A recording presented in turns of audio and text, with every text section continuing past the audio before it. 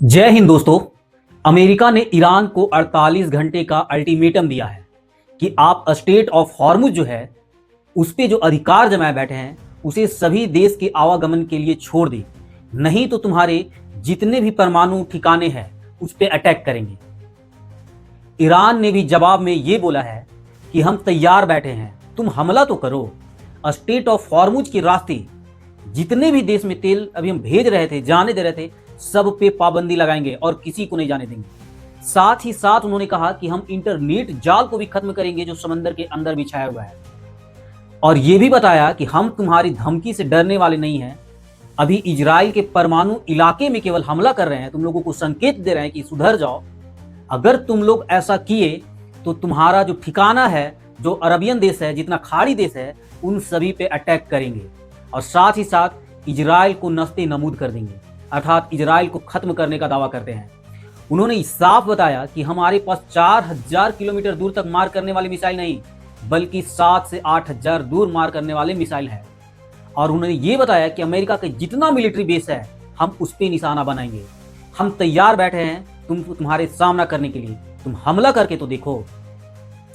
इसके बाद क्या था, अमेरिका ने सीज फायर करने का ऐलान किया। बोला कि हम सीज फायर करेंगे अगर तुम जो परमाणु बना रहे थे उसे बनाना रोक दे, लंबा लंबा जो मिसाइल बना रहे थे उसे बनाना रोक दो, तो हम सीज फायर के लिए तैयार हैं। वहीं ईरान ने बताया कि हम सीज फायर के लिए तब रेडी हैं जब तुम मुझे गारंटी दोगे कि अगर कभी भी और कोई देश भी ईरान पे हमला नहीं करेगा, और ये परमानेंट गारंटी चाहिए, कोई टेम्पोररी गारंटी नहीं। दूसरा उसने ये बताया कि यूएसए का जितना मिलिट्री बेस है जो खाड़ी देश में है उसे यहां से तुम तत्काल हटाओ। तीसरा उन्होंने ये बताया कि जो ईरान का तुमने नुकसान पहुंचाया है उसकी भरपाई करो। चौथा उन्होंने बताया कि एक ऐसा स्ट्रक्चर तैयार करो जिसमें स्टेट ऑफ हॉर्मुज जो है उस पे सुप्रीम लीडर के रूप में ईरान काम करे।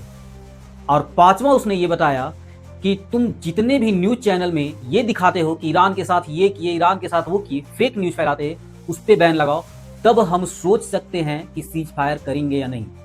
अर्थात ईरान साफ शब्दों में बताया कि हम तुम्हारी गिदड़ भभकी से डरने वाले नहीं हैं। तुम 48 घंटे नहीं, तुम 124 घंटे ले लो, हम तैयार बैठे हैं, केवल तुम हमला करके दिखाओ, इसके बाद हम दिखाते कि मेरे में क्या पावर है। यूएसए का नींद उड़ा पड़ा हुआ है, वो तो सोच रहा है कि किस दलदल में हम अपना पैर रख दिए, क्यों इजराइल के कहने पे हम ईरान के साथ वॉर में एंट्री कर गए।